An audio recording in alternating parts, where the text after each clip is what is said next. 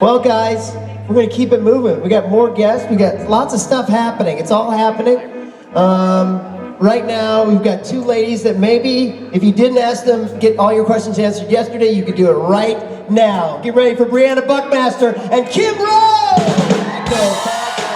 What you gonna do? What you gonna do when they come for you? Bad girls, what you for? Apparently leave. I had this moment going, guys. Hi! Hi! Jesus Christ. Hi! Hi! Thank you so much, everyone. Good day to you. Love your work. Big Love the shirt. Love the shoes. Love it all. Hello, you. There we go. How's everyone feeling? Sounds like you guys drank too much at karaoke last night. Can't drink it. True or false? Beep.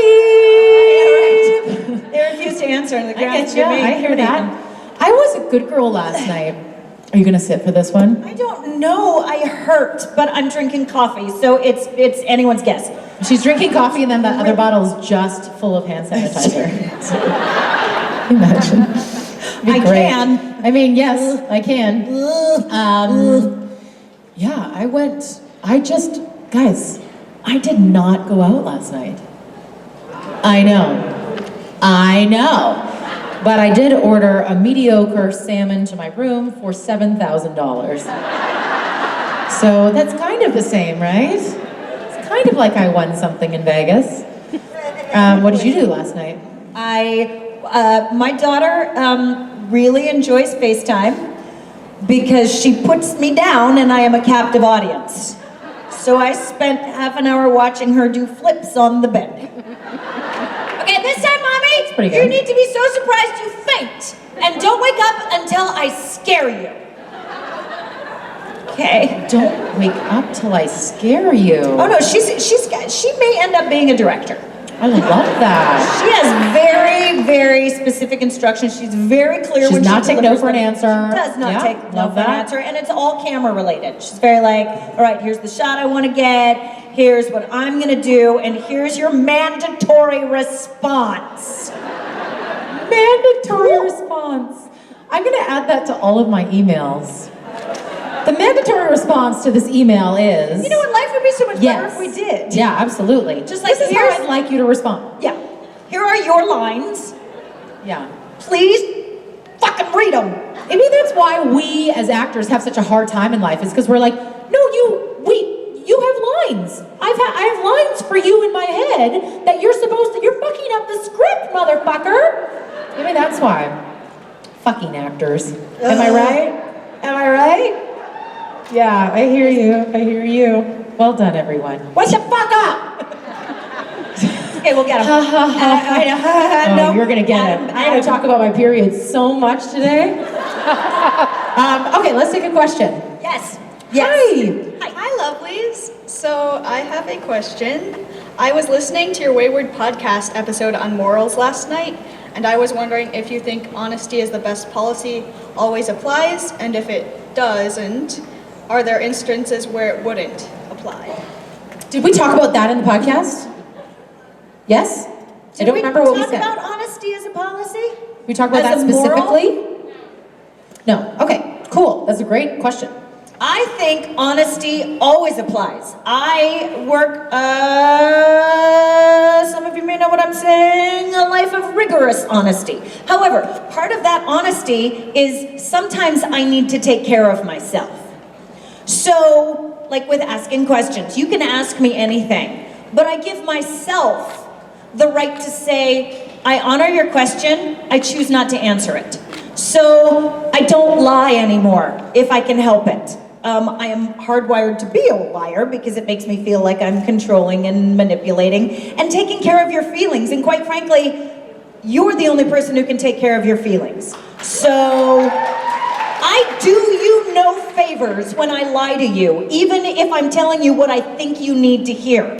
You don't get to connect with me that way, and you don't get to see truth that way. So for me, honesty is always the best policy. However, that does not mean I have the right to inflict my experience on you. I don't get to be like, listen, I'm just being honest. you suck. Because that's not a fact. That's my opinion. So shut the fuck up. Not my right. Same. No, I'm with you. Like, I don't lie, mostly because I'm too lazy to lie. Lying makes me sweaty, and I'm sweaty enough, so I just don't, I've never been a liar. I've been an oversharer. I tell people things, but I only tell people things when they ask. So, in that sense, I guess I would say honesty is not always the best policy, in the sense where Kim was like, I'm gonna give you my opinion because it's my truth. Sometimes a person's truth is not, sometimes a person's truth is not somebody else's truth, and sometimes a person's truth is really just that they want to be an asshole. That's the truth. And so my response to this is the first person I have to be honest with is myself. So if I'm going to just be honest in that way that we all know people have used honesty as an excuse to inflict harm, quite frankly, I need to be honest with myself with what are my fucking motivations? Why am I even saying this? If I'm saying this, you know what? Like mothering. Has anybody in here been given helpful, honest advice about your parenting skills? I'm just being honest. I really think she'd benefit from some stronger boundaries. I'm just being honest. I've had really, really great results with a change in diet, and I notice she eats a lot of gluten. I'm just being honest. I think she should be medicated. If you're being honest and your intention is to help me, then there's one fucking question to ask. How can I help you? Your opinion is not honesty. Your opinion is an intention you are not being honest about. Clearly the coffee has overridden the pain, and I'm pissed about some shit. Let's get this party started! So Kim answered for me. There we go. Thank you. Thank you. Hi. Hi. So I love you both first off, but my question today is for Kim. So I love you like so much, like you were like my favorite actress ever. My question for you is, what's your most favorited role that you've ever played? Because I like remember you all the way back to like The Sweet Life, and I just love you. Thank you so much. I also enjoyed my time on The Sweet Life of Cody and Zach. It was a really special time, but I'd like to take it back even further. Some of you don't know this, but I actually was a child actress. There was a show called Tigger in the Square. And it was... Sorry. I just get really emotional when I think about it. There was a puppet tiger named Tigger. And, sorry. And a really nerdy little girl who was me. And they called me the Square. That was before anti-bullying campaigns and things like that. So, me and the puppet would yammer on, and we would talk about daily life. I was at the age of, 3.5. But my vocabulary skills at that age were quite tremendous. She's turned away from the answer. She's so confused right now. I won't go into it, but I will say that what happened in that childhood television show ended up being the greatest music career of my entire life. We actually ended up taking the show to Broadway. We had 14 double platinum albums. Tigger in the Square, Tigger in the Square, Take Denver, Tigger in the Square in Manhattan with the Muppets. It was a big part of my career. I'm surprised you haven't actually seen it. I mean, you are a big fan, am I right? Yeah. So, you should Google it, Google it. You guys are confusing me right now. It's like, I'm pretty sure there was no Tigger. You wanted Kim to answer a question, huh? All right, she can answer now. It's okay. No, this is for those of you who We have like to not fuck with you guys. experienced the mayhem that is us. I much prefer alternate me, which is Brianna's version of me, to my own boring answers. So sometimes I'm like, I have a question for Kim. I'm like, great, Brianna's gonna answer it. And it's even better when she invents alternate me. Maybe I love it when people are like, we go all the way back to Sweet Life of Zack and Cody. I'm like, that was halfway through my career, actually. I was on a soap opera called Another World. Anyone with that? Right? And before that, I did stage. So to actually answer your question, my favorite role I've ever played was Viola in 12th Night. Thank you. Thanks for indulging us. Hi. Hi. So I'm really nervous. This is the first convention where I felt brave enough to ask a question. Oh, I'm so proud of you then. Yay. So I wanted to know, what's your favorite scene that you've done with Jensen and Jared? Where do they have the least clothes? I'm just kidding. They're always wearing way too many clothes. No, my favorite scene was for sure the donut scene. Or, very close second would be the brief moment that the four of us were in Baby. Because, you know why? It's because Kim and I were laying down the crassest jokes in the back seat, and Jared and Jensen they'd worked with you for a few seasons, but they were just like, what is happening? More of this, please. I remember Jensen just like laughing and jumping up and down in the front seat, just like hitting the steering wheel. He was so excited to have like two ladies laying down fart jokes faster than them. They weren't fart jokes. Yeah, so those two. Anytime that we have fun, which, there's a lot going on, especially for me. My character's a comedic character, but she hasn't had a comedic episode in a few seasons, so I really look back on that. I'm like, man, we laughed so hard, and I feel like I got to know Kim during hibbing that episode with Baby, so either of those two for me. Yeah. My favorite was the sex ed dinner talk. Yeah. You must have laughed your head off. Oh my God, it was so funny. It was, no, it was as fun to shoot as it looked like it would have been. Thank you. Thank you, great job. Congratulations! Yay, first question! You did it. You goddamn did it. She'll never ask one again. She's like, that was the stupidest answer I've ever heard. Just kidding. Hi. My question is, what's your favorite mythical animal or legend? I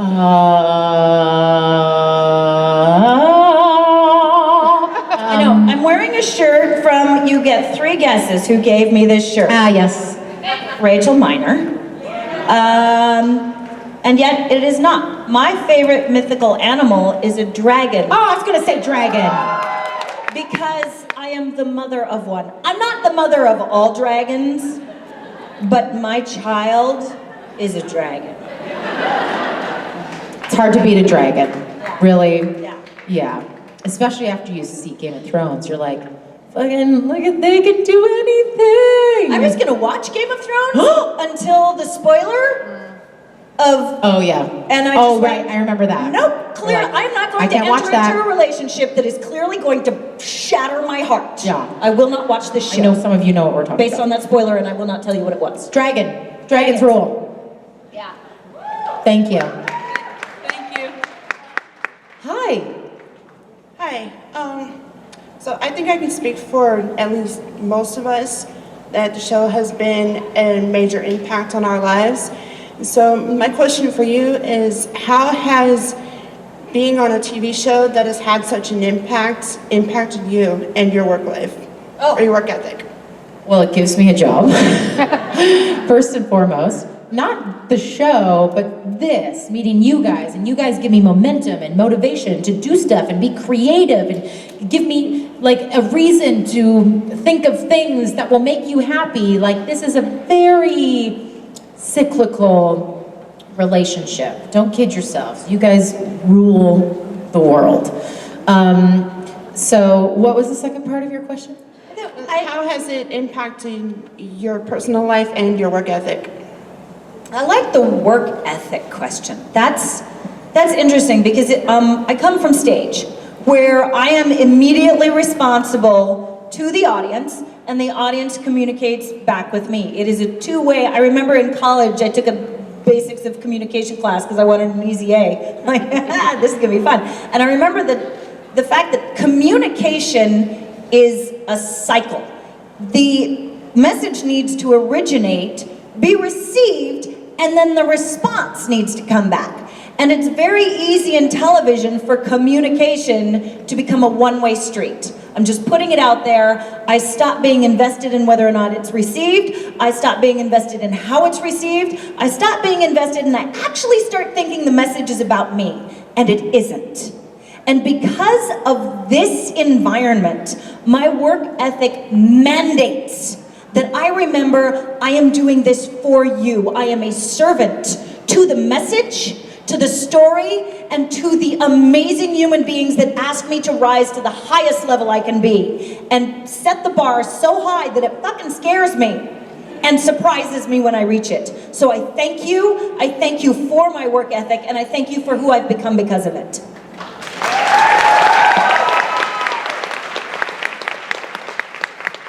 Thank you. Hi. Hi. Since it's International Women's Month and tomorrow's International Women's Day, I was wondering, who are your favorite women characters in all kinds of media? Right now I'm thinking a lot of actresses as opposed to characters. I think one of my favorite characters of all time is Leslie Knope from Parks and Recreation. I feel like that was the first time I saw a character that was a female, was really very smart, and wasn't there to serve or be of service to a man. She was a lead role, she was a leader in her community, and she was happy. There was a very interesting character and fucking hysterical. Actresses-wise, though, there's a lot of women stepping up right now, and that makes me very, very happy. There are women that are using their voice to be representatives of people who are not perhaps ready to use their voices. There are people who are changing the landscape, culturally. There's people who are, working really hard to make sure that there are female directors, female writers, female actresses in the forefront. I think of like Jamila Jamil. Do you guys know who that is? She's changing things right now. Tracy Ellis Ross. I don't know if you know who that is, but she's my favorite right now. Anyway, there's lots of women, and I'm really proud of women who are, doing the thing for everybody else. Kimberly? I like pink. Yeah. I listen to my daughter is in charge of music when we drive, and she'll just be in the back, and I listen like, you're fucking perfect. If ever you think you're not, you're fucking perfect. And here's this woman who has been on a journey to find that inner self and the ability to say that to a child. And this is what it does to me in the front seat, and in the back, my daughter's just singing off key. So I'm constantly aware of the courage it takes to go on a journey. I'm looking at this little bunny down here, Miss Lana, and I've watched her journey.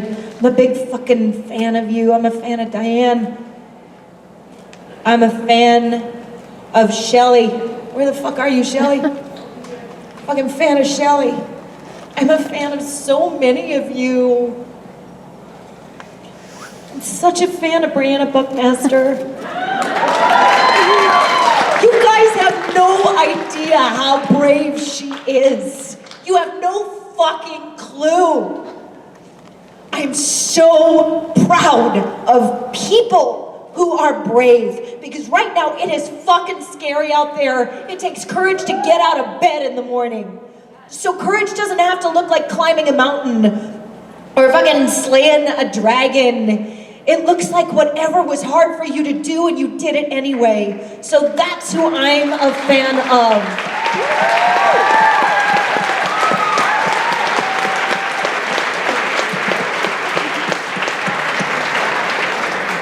Oh, thank you. I couldn't touch it because my hands are so cold. I was like, I'm gonna touch her shoulder and she's gonna scream. Hi. Good morning, you vivacious vixens of voluptuousness. Look at you! You can stay. You've been doing conventions for several years now, and I'm wondering if you've seen an evolution or changes or growth in the conventions in terms of the people who attend, the people who are on stage, or just what you've seen, any differences or growth in the conventions themselves?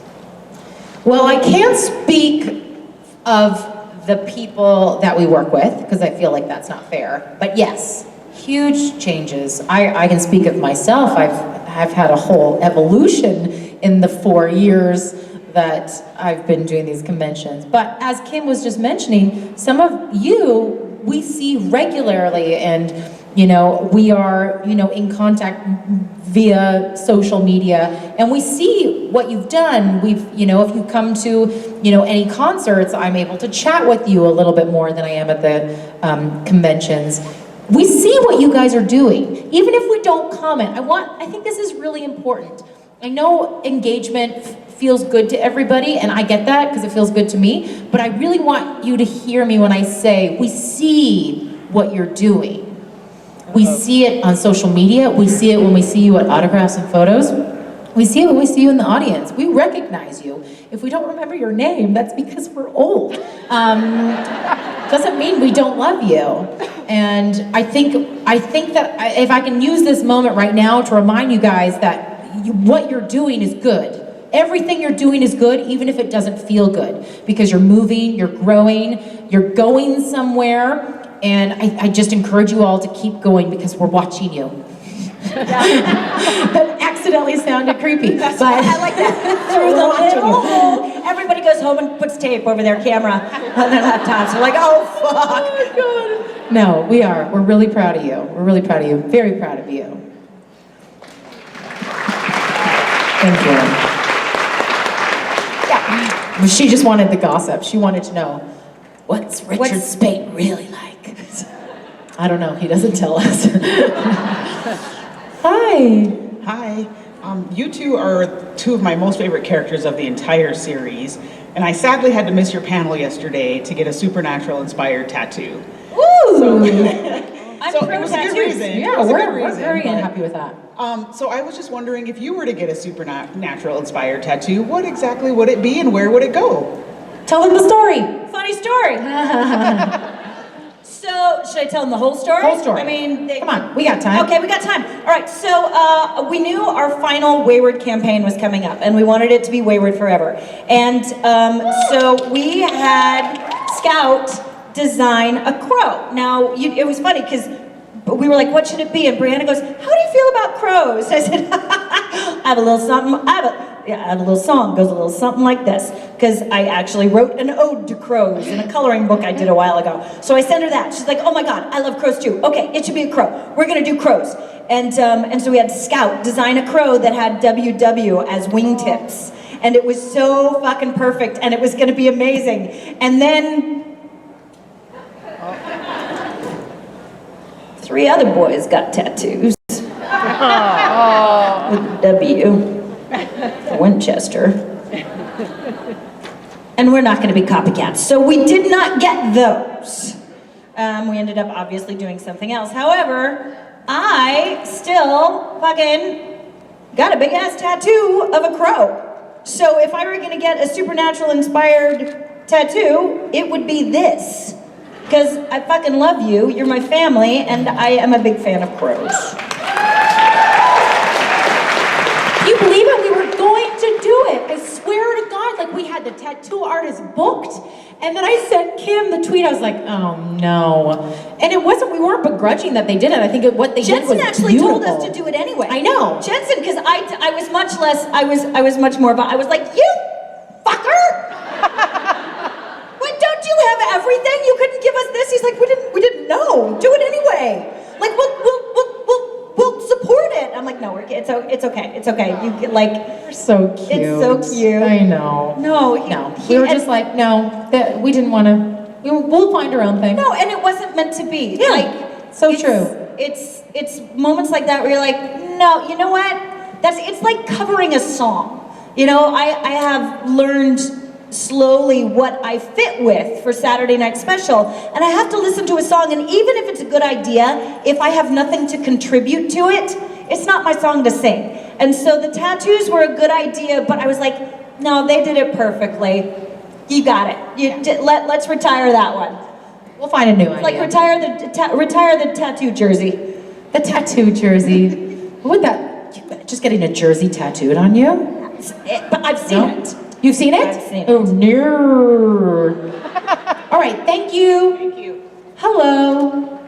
Hi, I was curious, what was your immediate reaction when you learned that Wayward Sisters was a possibility? And what was your reaction when you learned it wasn't gonna happen? Yeah, we're gonna sit down for this one.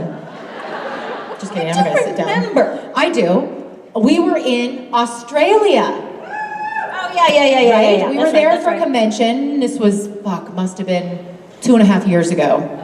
And we both separately got an email from our management teams going, Warner Brothers has asked that we let them know. It was a very, maybe. They were like, Warner Brothers would like you to let them know if you are in, the works for any pilots. Yeah. If you get it, we just want to be. It's basically first refusal. Hey, let us know if you have any conflicts come up. Yeah. Like That's all the email was. But then Kim and I both went, I got this email. And we were like, oh, me too. And then we're like, whoa, Kim is very smart. She's smarter than me. I was like, we're gonna be famous. She was like, no, this is how this works. And I didn't know. I was new to all this. I was just so excited because in my brain, I manifested it because I've been talking about it for over a year. You guys have been talking about it. I was like, it's happening. that's exactly that was the response. I think Yeah. that it's happening. It'll never happen. Yeah. Was my immediate response was, I know what you're trying to do. You're trying to get me to hope. Fuck off. Yeah, and then I went and hoped. Yeah. And I dreamed. And I believed. I'm still so fucking salty, and I think that with that one I'm gonna take to the grave. I'm gonna take that pain. It's like that one lover that you hope you run into because now you know exactly what you're gonna say to him. I mean, but they moved to Barbados, so the chances of running into them is very, very, very slim. But you still check up on the Facebook every once in a while. You try not to, but just fucking destroyed me. Because it's that panel for me today. I'm sorry, guys. If you're new, this is me. Welcome to me. I'm 50 and that was my last shot. Dude, shut up. I love your faith in me. The facts of this career are hard and painful. This is the first time in 30 years I have not had a pilot audition and people will not return my call. At some point, your career is over. At some point, you will never work again. At some point, no one wants to give you money, or if they do, they just can't make it work. That's okay. That's inherent in this industry. It's inherent in this life. It doesn't mean I have no worth. It doesn't mean I'm bad at what I do. It does mean I'm allowed to be sad and angry about it. It does mean fine. I'm allowed to look back at what could have been and maybe be sad to what I attached to it. But that's all it is just attachment. I'm still gonna be okay. I'm still gonna be joyous. I'm still gonna be loud. I'm still gonna be here. You will still have to fucking put up with me.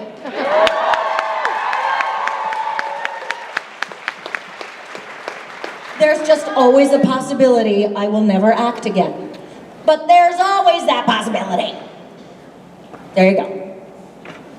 Thank you. I was on stage at karaoke in Rome, and somebody came up to me and went, "I'm so sorry Wayward didn't get picked up." And I went, "It didn't?" And I had to like run off stage, and I like called my husband, and then all the people came off stage, and they're like, "What happened?" Because that was the thing that was kind of a bummer about Wayward, was that it kind of would have been a spin-off for everybody. So I think a lot of actors were gunning for it, you know? We're really hoping that it would happen, and so everybody was very bummed out. But it was awkward to be at a convention and try to like process those emotions, but I was very happy to be around our crew. I remember being, Jason's gonna kill me, but I don't give a shit. I remember afterwards, I was upset, and so Adam, Jason, Rich, Rob, we were all kind of like at a little like, you know, after party, after karaoke, and everybody was trying to like, you know, make me feel better and whatever, and Jason was like, you know, you don't have to do anything you don't want to do.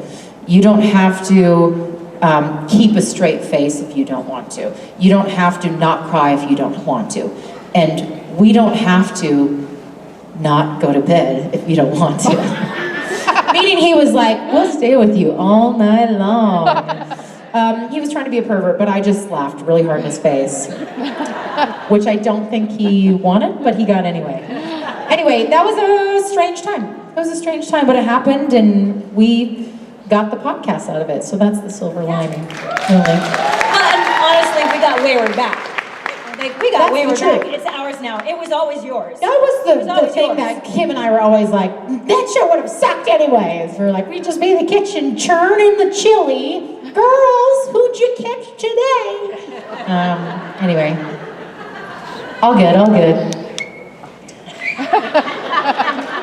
Who's over there? She's moonwalking to you. Hi. What's your question? Well, that was a beautiful moonwalk. Thank you. I've been practicing for literally years. I don't know if this is the right time, but I have a question about age. About age? Yeah. I mean, no time like the present, because we might die. So. My twin sister and I are here celebrating our 31st birthday. Yay, happy birthday!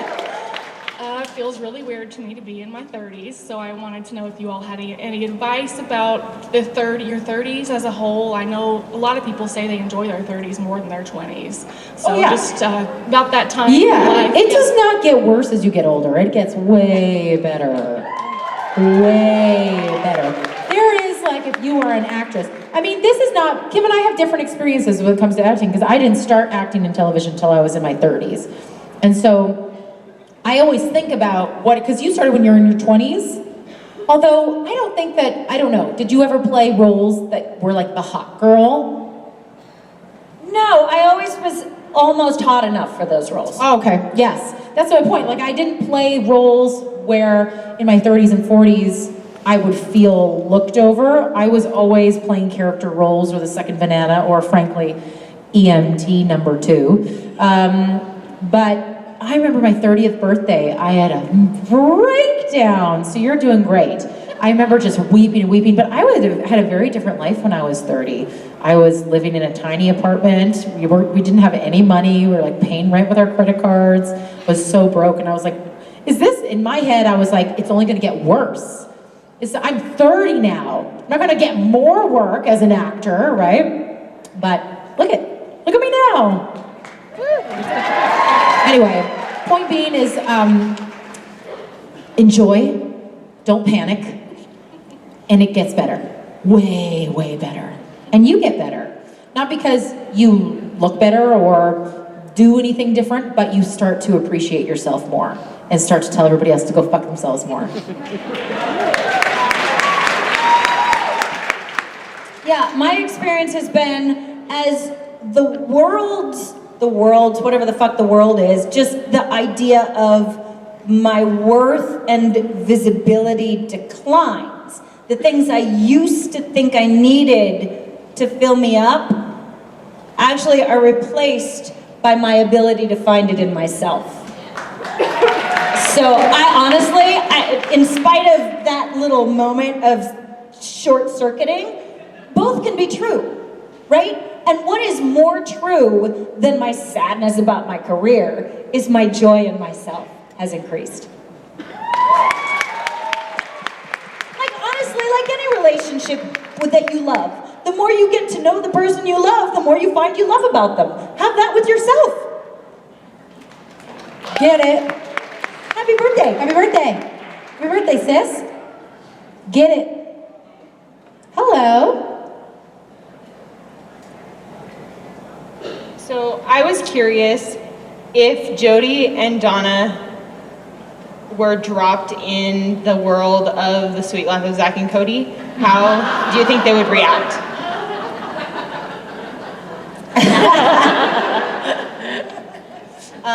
Oh my. We've never had that question. Are there monsters? Or just small children? Yes, monsters. Both. Okay. Aren't they the same? Same thing. Yeah. I think there would be running in the lobby.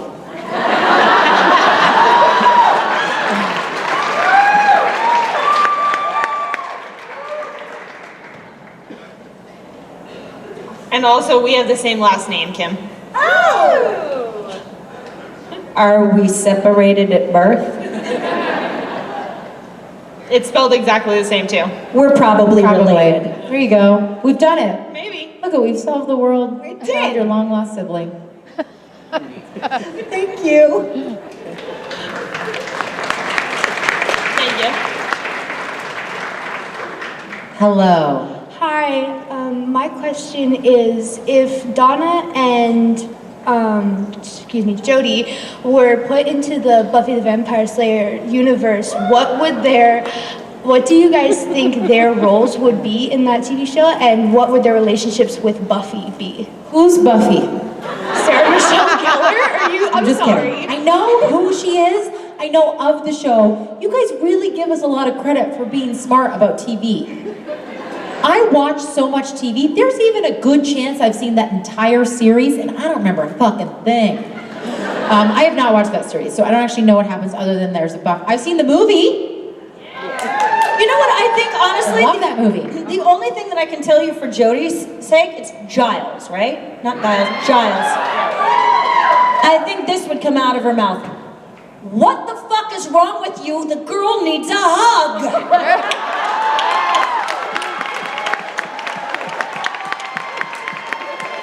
Kim, do you know the show well Doing enough that well. you can answer for my character as well? Donna and Spike would have a really long conversation.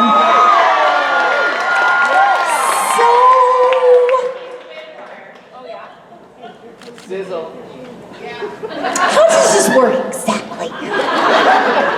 Why, is he a bad guy?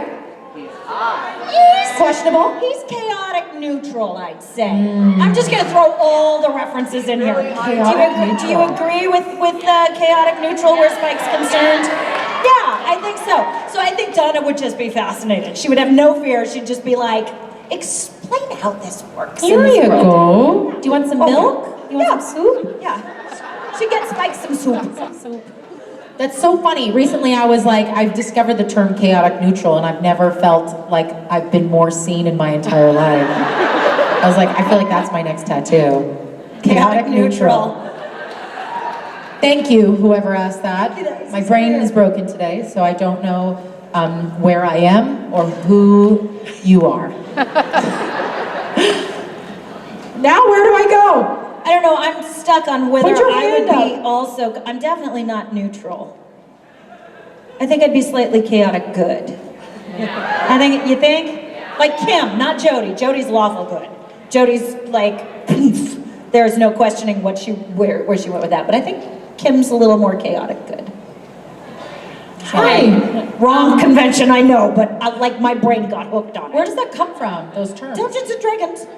Oh! I made a Dungeons and Dragons reference? I am so proud of myself right now. Rachel's not even here. I always make her answer those questions for me. Hello. Hi, so Ms. Kim, I've heard you tell your wonderful story about how sweet and kind the boys were during your first interaction with them. So Ms. Briana, I was wondering what your first reaction with the Jensen and Jaren were like. Dick holes. No, I've told this story before. It's so funny because the boys tell it differently, or at least Jensen does, is that when I came on set, I was really new to working in television, so I was still new to being acting in front of cameras, which sounds, easy, but it's actually very distracting. And so I was like, okay, and then there's a whole hitting your mark thing. Lots of stuff was very new. The acting is fine, I can do that, but the other stuff was hard. So I was just trying to focus. And the first scene that we shot was this donut scene. It was the first scene. I literally was with Phil. Phil had pitched the idea that we eat the donuts. It wasn't in the script.